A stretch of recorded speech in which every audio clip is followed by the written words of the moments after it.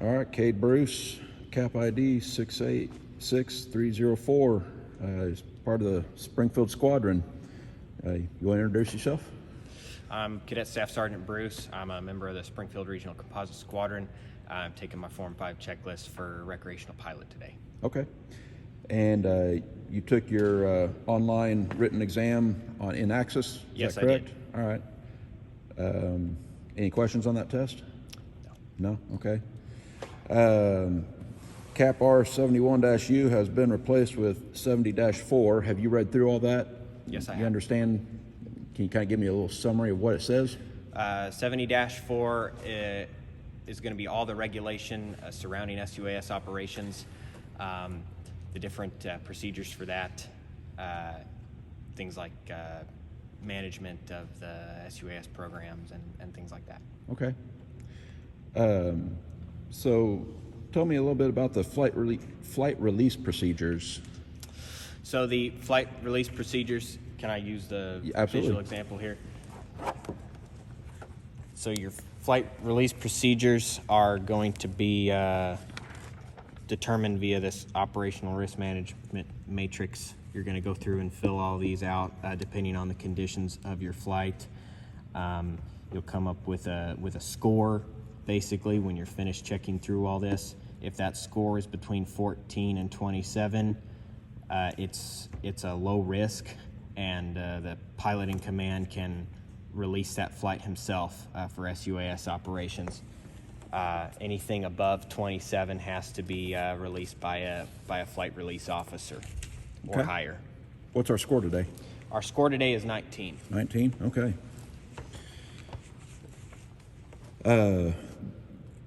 You familiar with WIMRs? The Web Information Reporting System, yes, I am. Okay. I've never personally had to use it, but I am familiar with it. Okay, so if I told you that we need to create or say I give you a mission number, you would know how to go in there and create a sortie? Yes, I would. Okay. Can you just kind of briefly tell me what you would do? So for that, you will need to go into the WIMRs page in eServices, and you'll need to fill out all of the specific data for the mission that you're creating. Okay. All right. So tell me a little bit about emergency procedures. So you're flying your drone, it catches fire. What do you do? You need to land it as soon as possible in an area that would not catch fire, and you also need to make sure that you're not potentially injuring any other persons while you're performing that emergency landing. Going to land as quick as you can? Yes. Okay. Lost communication between your controller and the aircraft. What happened? What do you do? The first thing you need to do is turn the controller off and back on again in an attempt to regain control. If that fails, you need to alert everybody in the area that you have a runaway aircraft. You need to maintain visual line of sight for as long as possible to see where that aircraft is going, and if needed, notify law enforcement that we've had a missing aircraft. Okay. With a cap drone, do we need to tell anybody? Yes, you need to follow the incident reporting tool. Okay, sounds good.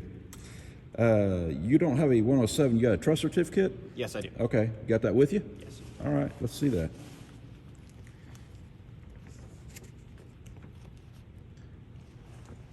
All right, sounds good. And you've got that uploaded in WIMRs already. So tell me about Lance filings. What is this? So the low altitude authorization notification capability, that's something that you have to fill out if you're flying in controlled airspace. You can use several different apps for it, and you'll need to input the date and time of your flight as well as the altitude that you'll be flying within that controlled airspace. Maybe how long we're going to be flying. How long you're going to be flying. This is not controlled airspace, so we do not need to file one of those. Right. reports. Okay. How do you determine airspace restrictions? To determine airspace restrictions, there's several different programs you can use. I personally use the Before You Fly app to figure out if I'm flying in a restricted airspace or not, if there's any TFRs in the area, or things like that. Okay. What kind of aircraft systems are you flying today? So I'm flying the DJI Mini 2 today Okay. with my smartphone. Well, you want to demonstrate a visual inspection of it? Yes, I would. We're going to be inspecting the battery, the SD card, make sure both those things are in there. They are. We'll want to be removing the gimbal protector before flight. We'll want to be making sure there's no cracks or breaks or anything on the aircraft surface, as well as making sure that none of the propellers are nicked or dinged or anything like that, and making sure that those can all freely spin. Okay.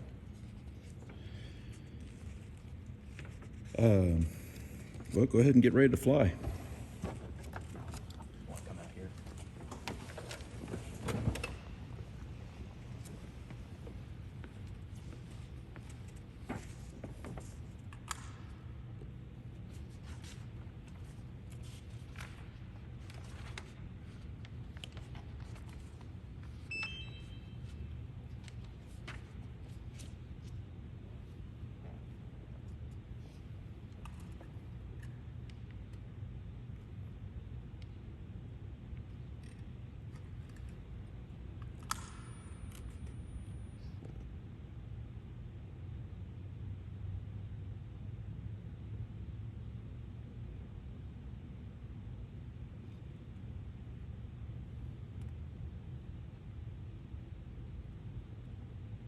Okay, so our connection was successful. Go ahead and Pre-flight or? no, we need to do the we need 0.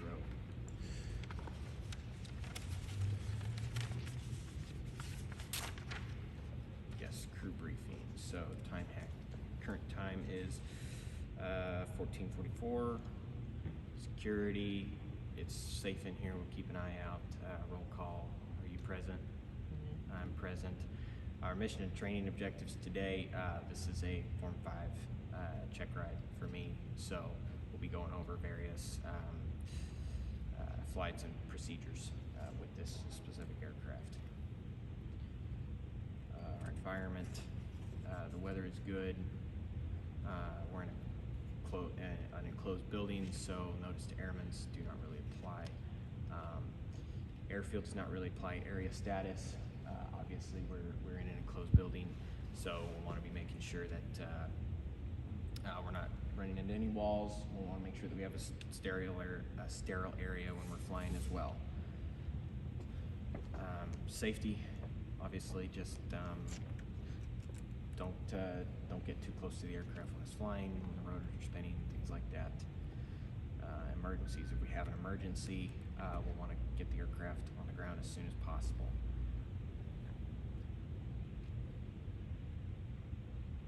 Okay, we'll do that. Okay, the aircraft's connected. Can you explain to me what the sterile area procedures is? So the sterile area, we'll want to keep our distance when the aircraft is taking off, and we won't want to walk out anywhere into this area while the aircraft is flying, because this will be our area of flight for the day. Okay. So I'll set a rule right now and say don't go past this gray and blue line. What else might that mean? Maybe unnecessary chatter needs to end. Yes. So we'll want to be able to stay focused while we're flying. So no unnecessary talking. We'll want to remain focused on the aircraft at all times. All right. Well, after we do our flight, we'll go over post-flight maneuvers. So you got radio communications and phone contacts. If we got any issues, what would we who do we call if we had a problem?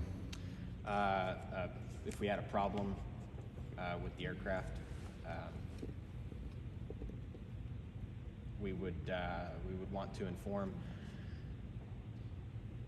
the building management. Okay. If we were outside, what would would we want to monitor any radio frequencies or anything? Yes, we would want to be monitoring the the air traffic control frequencies. Okay. Can you explain to me a little bit about airport traffic pattern? Yeah, so operations? the air traffic patterns dictates how you land and take off in regards to the direction that the runway is facing and the direction that the wind is blowing. You always want to land into the wind. Okay. Maybe want to take off into the wind. How would you, if you were going to get into that pattern, how would you do that? Well, you'd want to maintain a 45 degree angle relative to the downwind so that you can sweep around and land facing it. Okay. Sounds good. Well, can you demonstrate a normal takeoff and Yes, climb? I can. Launching.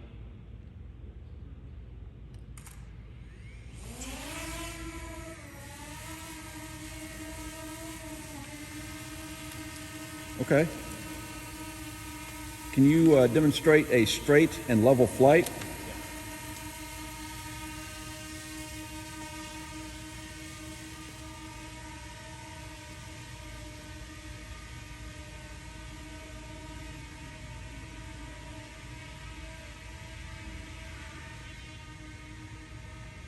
Okay, come back.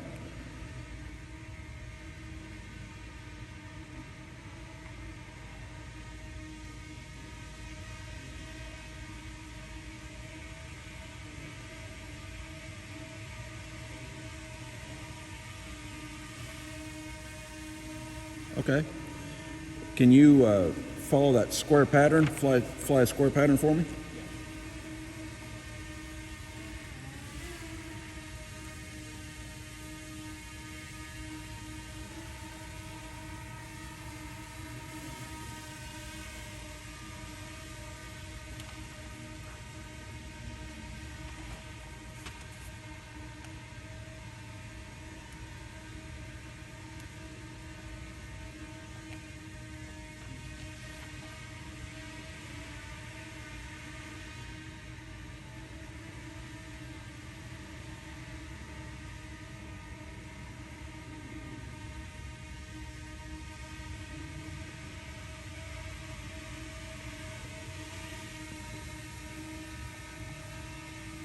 Can you fly it backward?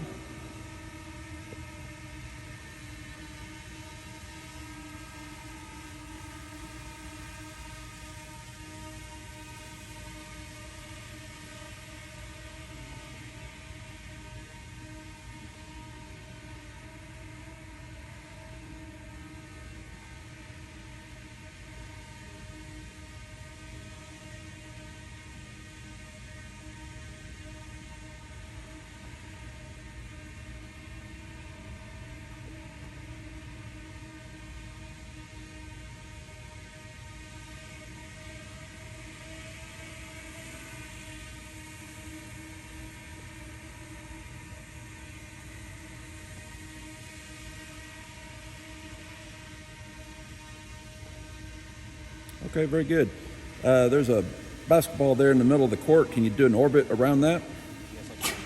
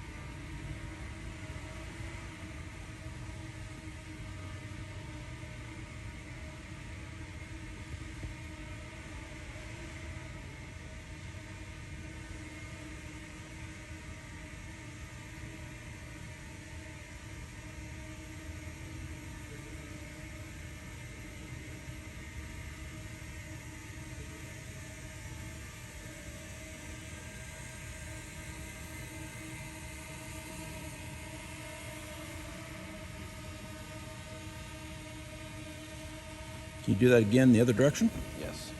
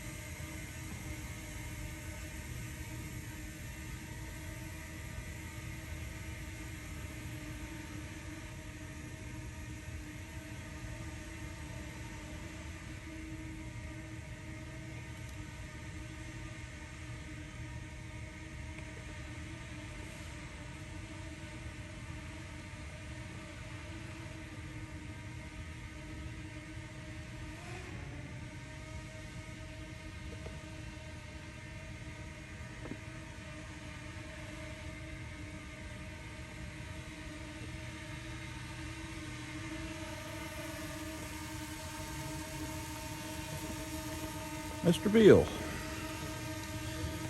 can you step over here and take my camera from me? What I'm going to do is put his aircraft in an unusual position, and I want to see if he can recover. If you don't mind, sir.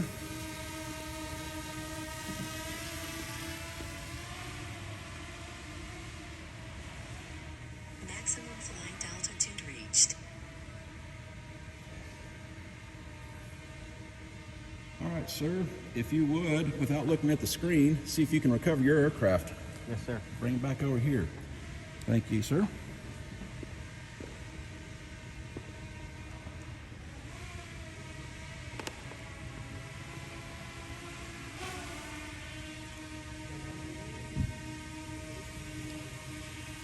Looks like you figured out how to recover that pretty well. Can you demonstrate a landing for me? Yes.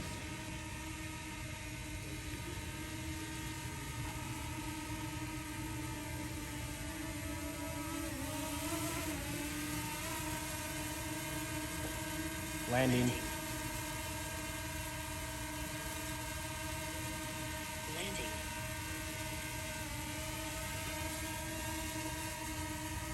Landing.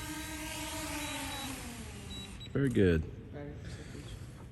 Battery percentage is 71% at 1455. What was your battery again? 71%, and we're on 71? the ground at 1455. All right. You want to walk me through post-flight procedures? Yes. Go. All right. We're going to ensure that the aircraft was not damaged during the flight, making sure that everything still looks good, making sure we've still got an SD card, a battery in there, and then we'll want to go through the steps to secure the aircraft and Okay. put it away. We'll go ahead and do so.